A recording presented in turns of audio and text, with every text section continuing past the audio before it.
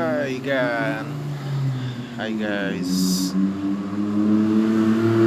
Ini dengan suara Om Satjiao. Om Satjiao adalah guru privat bahasa Inggris di kota Palembang yang berdiri memajang spanduk bahasa Inggris dengan bersemangat, dengan maksimal mempromosikan, mengundang ribuan warga kota Palembang setiap hari. Saya mengundang kepada kebaikan, minat, kepekaan edukasi bahasa Inggris. Baiklah, sebelumnya saya ucapkan terima kasih untuk semua yang sudah ikut mensupport, menyumbang, dan memberikan kebaikan kepada saya, kepada Om Satjiao. Terima kasih ya. Terima kasih orang baik. Baiklah, di video kali ini saya akan berbicara mengenai Nabi Muhammad sebagai orang yang sabar. Etika keteladanan Nabi Muhammad. Nabi Muhammad itu adalah orang yang baik, orang yang mulia, utusan Allah. Nabi Muhammad ini bagi kita kaum muslim ya menjadi teladan ya, menjadi patokan, menjadi arah atau idola bagi kita kaum muslimin. Itu sudah pasti. Ada banyak cerita mengenai Nabi Muhammad. Salah satunya adalah ketika Nabi Muhammad dilempari batu. Nah, ini ceritanya gini. Ketika pertama kali Nabi Muhammad, pada saat pertama kali Nabi Muhammad memberanikan diri berdakwah di kota Mekah, ini luar biasa guys. Keberanian dan ilmu Nabi Muhammad ini memang luar biasa ini. Cerita ini luar biasa. Ketika pertama kali Nabi Muhammad SAW memberanikan diri berdakwah secara terang-terangan di tengah kota Mekah. Banyak sekali perlakuan yang tidak menyenangkan yang diterima oleh Nabi Agung tersebut. Artinya mendapatkan penolakan, mendapatkan rejection dari kaumnya, dari sebagian kaum kafir ya, ditentang, ditolak. Ya, banyak sekali perlakuan yang tidak menyenangkan diterima oleh Nabi Agung tersebut. Salah satunya adalah one of the stories is adalah Abu Jahal yang memerintahkan anak kecil.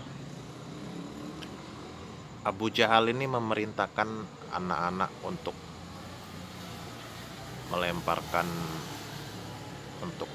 melempari Nabi Muhammad dengan batu, dengan kotoran. Itu namanya anak-anak kan ikut aja ya, belum dewasa. Sehingga Nabi Muhammad ini terkena lemparan di wajahnya, di kepalanya, di tubuhnya, sehingga Nabi berdarah. Kalau kita tinjau dari segi kemanusiaannya ya, Nabi Muhammad ini ya, karena jelas bukan Tuhan ya, itu bukan Tuhan seperti yang Nabi Isa kan diagungkan, bahkan 100% manusia, 100% Tuhan ya, kalau di Katolik tuh, kalau di Kristen. Tapi kalau Nabi Muhammad ini 100% manusia, bukan malaikat, apalagi Tuhan. Kalau Tuhan kita cuma satu, Allah ya. Itu. Oke. Nah, Nabi Muhammad ini ya dilempari batu segala macam ya, berdarah, terluka. Artinya manusia biasa ya secara fisik. Nah, Nabi Muhammad ini ditawari oleh Gabriel atau malaikat Jibril, Mat. Nah gitu. Woi Mat, gimana Mat kalau gue angkatin gunung batu ini kepada kaum kafir yang menentang kamu? Gimana Mat? Ya, Nabi Muhammad berpikir, Nabi Muhammad itu dia sabar ya, karakternya orangnya sabar, pemaaf. Nabi Muhammad tidak menerima usulan Jibril tersebut.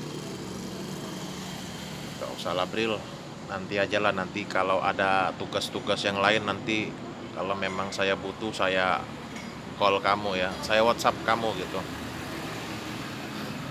Enggak, ini bukan zaman modern ya.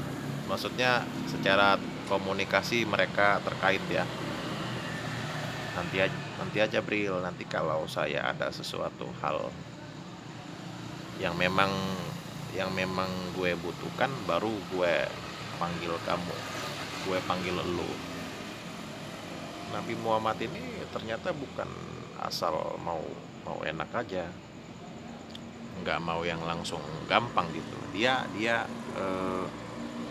bahkan Nabi Muhammad ini memaafkan umatnya, sebagian kafir-kafir tersebut, malah mendoakan,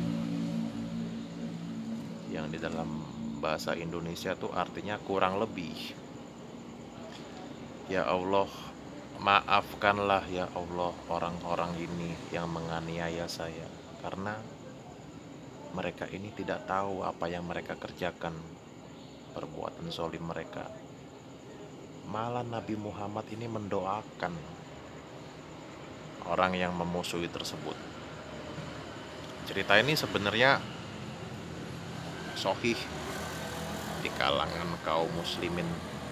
Cerita ini cerita yang berkelas, cerita yang terkenal ya, ngetop sebenarnya. Cuman bagi kalangan kaum muslim,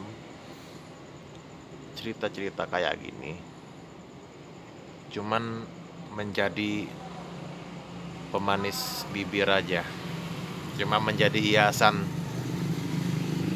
Karena faktanya banyak dari kaum muslim ini yang menyelesaikan masalah tidak seperti cara bersikap Nabi Muhammad, yaitu ya tadi, kesabaran, memaafkan, bersikap dengan kepala dingin, bahkan mendoakan kebaikan kepada orang yang memusuhi tersebut.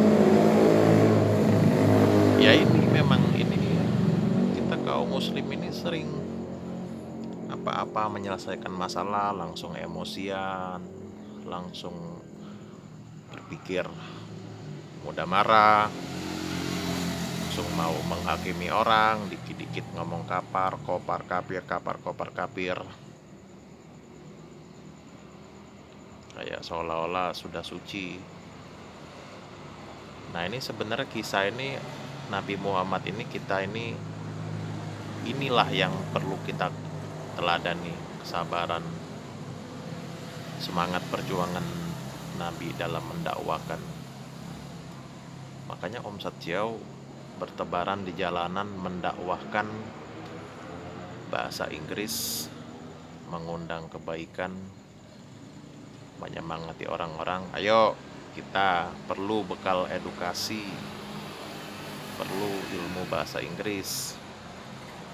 Ini sebenarnya inspirasinya dari Nabi Muhammad. Makanya bagi kita kaum muslimin yang dewasa, yang benar-benar bersatu dengan pemikiran Nabi Muhammad, ayo kan, Ayo Mas Gan, kita teladan nih, kita mencontoh. Kita enggak hanya pintar berteori. Buat apa kita berteori yang selangit, berteori profesor, tapi kita tidak mempraktekkan ya. Karena yang penting itu kita mempraktekkan cinta kasih, mempraktekkan kita memaafkan orang, malah kita mendoakan orang tersebut ya. Nah inilah memang nilai kebaikan Nabi Muhammad yang memang makanya Michael Hart itu menulis di dalam buku The 100 Greatest People of the World, memasukkan nama Nabi Muhammad ke dalam posisi nomor 1, orang yang paling berpengaruh di dunia, orang yang paling influencing di dunia,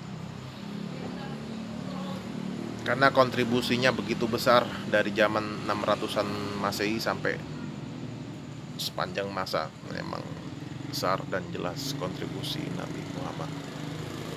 Nah ini makanya cerita ini kita perlu praktek ya, jangan lagi teori-teori. Nah banyak teori-teori omong kosong di luar sana yang kebaikan, kejujuran, kesopanan, adab, tata cara ketika bertamu, tata cara dengan saudara, tata cara dalam berdagang, tata cara dalam ya ada banyak hal lah ya, berinteraksi sesama manusia, tata cara berinteraksi di lingkungan masyarakat, bagaimana cara meminta maaf, bagaimana cara kita yang berterima kasih, adab, etika, sopan santun. Ini yang memang benar-benar kita harus jalankan. Sekali lagi, kita teladani orang-orang yang baik, kita teladani orang-orang yang jujur, orang-orang yang ramah, dan balasan kebaikan itu pasti dari Tuhan ya. Dan satu pertanyaan, bagaimana cara kita untuk mendinginkan, bagaimana sih cara kita untuk mendinginkan pikiran kaum yang darahnya suka mudah panas itu gimana? Untuk orang-orang yang darahnya mudah panas, jawaban kita tidak ada pilihan lain, karena mereka itu seperti anak kecil. Anak kecil itu suka berantem dan kita butuh waktu untuk mendewasakan mereka. Semoga saja ada kebaikan, amin, yang lebih baik, amin ya. Sekian, sampai bertemu di cerita Om Satsiao berikutnya, The Great Man. Ambil sisi positifnya, sebarkan kebaikan. Kalau kamu menyebarkan kebaikan, kamu juga mendapatkan amal jariah. Terima kasih dan mohon maaf apabila terdapat banyak kekurangan. Assalamualaikum warahmatullahi wabarakatuh.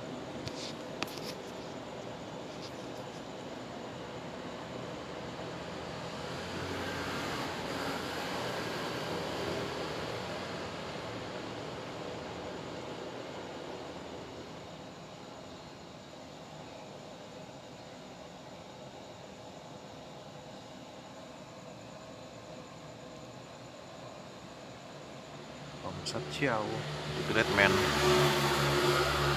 Sip, keren, bermanfaat.